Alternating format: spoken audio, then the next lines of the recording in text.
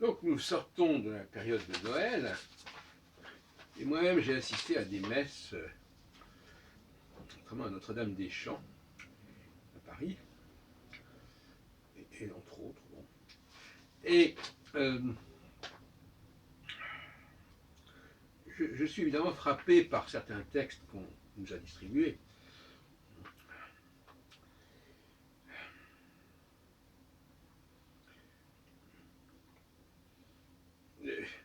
Ce qui m'a toujours frappé, c'est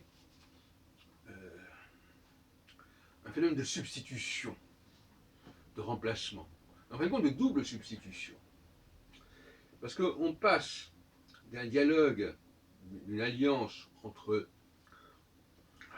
le Dieu des Hébreux et son peuple, à une alliance entre Jésus et le peuple chrétien. Donc ce n'est ni le même Dieu, ni le même peuple. Et pourtant, ce sont les mêmes textes qui sont utilisés.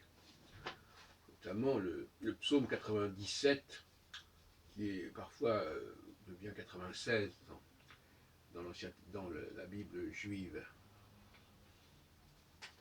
Et que l'on retrouve d'ailleurs dans les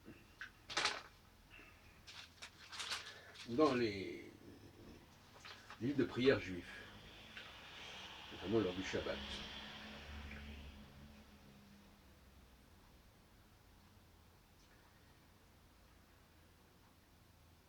Alors dans ce psaume, il est question de la maison d'Israël, justement, nommément, la maison d'Israël.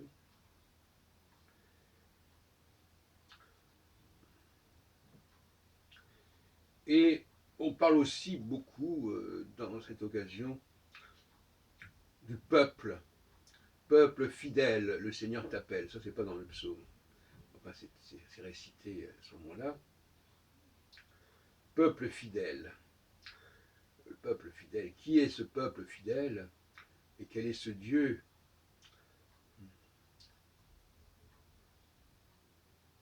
On voit qu'il est intéressant de relier linguistique et religion, parce que on s'aperçoit que les mêmes textes écrits peuvent être utilisés par des gens très différents et adressés à des gens très différents.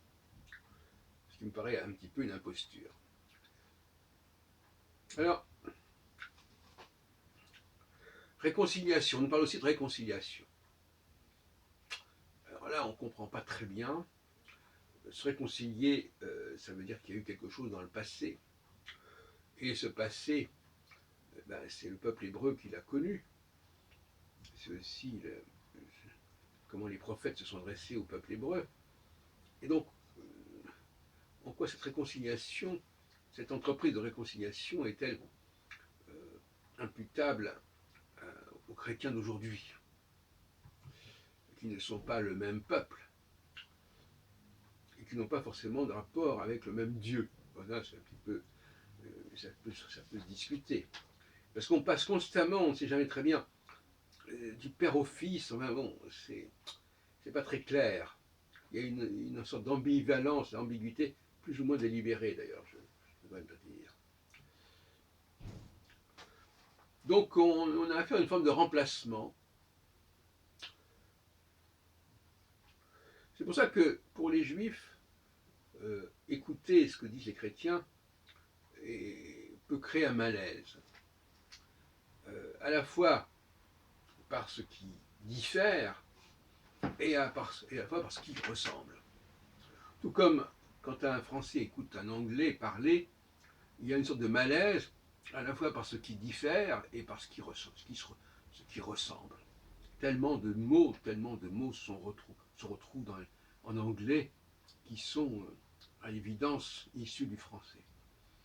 C'est pour ça que pour moi, quand on est à la fois juif et français, on ne voit pas les mêmes choses que si on est chrétien et anglais. C'est vraiment les deux opposés, si on peut dire. Au niveau existentiel, c'est deux oppositions caricaturalement opposées. Et c'est amusant de voir cela. En fait. Le chrétien anglo-saxon, américain, il est dans une double substitution, à la fois du point de vue de la langue et du point de vue de la religion. Et le juif français, il n'est dans la substitution ni par rapport à la langue française, ni par rapport à sa religion. Donc c'est quand même pas tout à fait la même situation. Et donc peut-être même pas la même mentalité.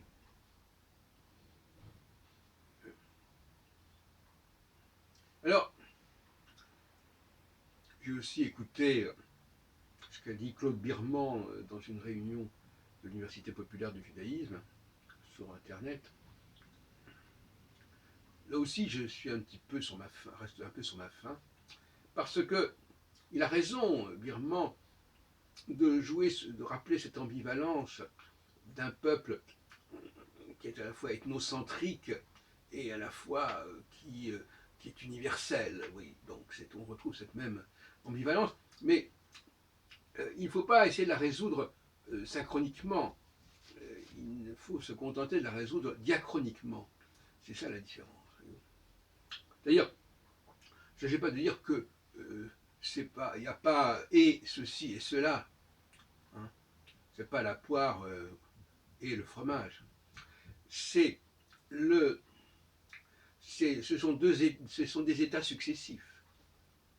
Et qui dit état successif est obligé de dire qu'éventuellement l'état qui suit est peut-être une trahison, un débordement de l'état antérieur. Donc il ne s'agit pas de dire que les Juifs sont à la fois dans l'ethnocentrique et dans l'universel. Ce qui ressortirait effectivement si on devait prendre le canon de l'Ancien Testament comme un tout synchronique, d'un seul tenant, d'un seul qui se lit en même temps, qui fait sens en même temps, au même moment. Non. Il faut avoir le courage en tant que juif de dire qu'il y a eu des évolutions, des déviations, voire même des hérésies, et que nous ne sommes pas responsables de tout ce qui est écrit dans l'Ancien Testament, que nous ne sommes pas obligés d'accepter tout ce qui est dans l'Ancien Testament, pas plus que nous sommes obligés d'accepter toutes les filiations qui ont pu exister par rapport au christianisme, etc. On n'est pas obligé. Donc, c'est ça qui me frappe dans le discours de quelqu'un comme Birman, mais c'est vrai aussi pour beaucoup d'autres, c'est qu'ils sont piégés par cette espèce de globalité, n'est-ce pas, d'impératif de globalité. Non, il n'y a pas de globalité, il n'y a pas à automatiquement accepter tout ce qui a pu être dit au nom du judaïsme à travers les siècles. Je pense qu'il faut en revenir plus sagement à un état premier, l'état qui est celui qui est encore en vigueur lorsque Moïse rencontre les dieux d'Israël, les dieux de ce peuple. Et sur ce point, je suis extrêmement clair, le judaïsme n'est ni un polythéisme, ni un panthéisme, ni un monothéisme, c'est un polythéisme. Ce n'est pas la même chose. C'est-à-dire qu'il rend le culte à un certain nombre de dieux, qui sont les dieux d'Abraham, Isaac et Jacob. Et le singulier me paraît un contresens majeur. Elohenu, c'est nos dieux, même grammaticalement. Elohé est une forme qui existe, qui est un état construit, qui existe pour produire du pluriel. D'ailleurs, même Elohim, déjà, c'est un pluriel. Elohim acherim, comme on dit dans le Décalogue, tu n'adoreras pas d'autres dieux, c'est un pluriel. Et il n'a pas le droit de dire d'autres dieux au singulier, c'est d'autres dieux au pluriel, attention. Ça aussi, c'est une différence. Donc, moi je pense qu'il faut revenir à l'esprit qui est celui des deux premiers livres du Pentateuque. Et même de ce point de vue-là, il faut se méfier, parce que dans ces deux premiers livres, il y a déjà des interpolations. l'interpolation dans les premiers chapitres de la Genèse, jusqu'au chapitre 4, 5. Ce sont des interpolations, surtout le chapitre premier sur la création. Mais même les autres chapitres ne sont pas des interpolations, ce sont des paraboles. Paraboles pour illustrer le commandement sur le tu ne tueras point. C'est un commandement, notamment sur Caïn et Abel. Et alors ça se termine en disant, finalement, il ne faudra pas tuer. Malgré tout ce que Caïn a fait, il ne faudra pas le tuer. Et oui, il y a cette restriction dont j'ai parlé déjà. Tu tueras, mais pas dans ce cas-là. Tu as tué, mais tu ne seras pas tué, etc. Donc, et puis alors, il y a aussi donc l'exil du jardin d'Éden, qui, à mon avis, est aussi une parabole. Parabole pour indiquer que si on ne respecte pas les commandements, eh bien, on sera chassé. Il faut pas le prendre à la lettre. Et puis, il y a dans l'Exode, dans le chapitre 3 de l'Exode, il y a aussi des choses étonnantes sur cette apparition de cette formule « je suis celui qui est », alors qu'on était en plein dans le Dieu des Hébreux, le Dieu d'Abraham, Isaac, Jacob. Bon, on voit bien que c'est une interpolation. Tout comme le fait de ce Jacob qui devient Israël, quand Dieu se manifeste à Moïse, il parle bien du Dieu de Jacob, il ne parle pas de Dieu d'Israël. Donc on peut aussi discuter sur ce point. Donc il faut être critique, considérer que déjà on est dans le Nouveau Testament avec les prophètes, voilà, et avec David. On est déjà dans un autre temps, et d'ailleurs c'est pas pour rien que les chrétiens récupèrent les psaumes de David et un certain nombre de passages des prophètes, notamment d'Isaïe, parce que justement ça fait partie de leur schéma. Bon, moi je suis pour un rééquilibrage, voyez-vous. On leur donne, voilà, on vous le donne, on vous donne les livres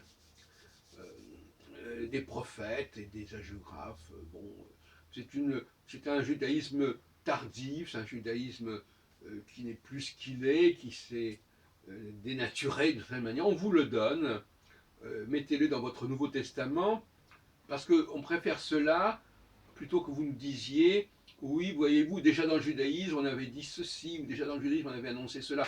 Non, déjà dans le judaïsme, il y a un moment donné où le judaïsme prend une autre tournure qui n'est pas celle qui nous intéresse. Voilà. Et donc, voilà, donc si vous voulez vous référer à ce judaïsme-là, vous le faites. De toute façon, votre démarche à vous, chrétiens, elle s'inscrit dans la logique de ce judaïsme prophétique, qui n'est pas le judaïsme qui nous intéresse. Voilà ce que je dirais. Donc par conséquent, ce que je demande aux Juifs aujourd'hui, c'est de ne pas se croire obligés de tout accepter, de tout ce qui s'est accumulé au nom du judaïsme à travers les siècles, notamment au sein de ce qu'on appelle le Tanakh, c'est-à-dire la Torah, les prophètes et les écrits, les hagiographes comme on dit, parce que finalement, ce qu'on appelle en fait le Nach, la Torah, et puis il y a le Nach. Donc nous on garde le tas de Tanakh, donc le tas de la Torah, et on vous laisse le nar de Nevi'im et Ketuvim. Voilà. Et donc à ce moment-là, on n'est plus écartelé par un discours juif, on essaierait d'intégrer, de structurer, de justifier dans sa totalité, dans sa globalité. Bon, ça, ce sont des formes de structuralisme un petit peu dépassées. Il faut, où on veut trouver de la logique et de la cohérence à n'importe quel corpus, mais ça c'est vraiment des histoires de jeunesse qui m'intéressent plus beaucoup.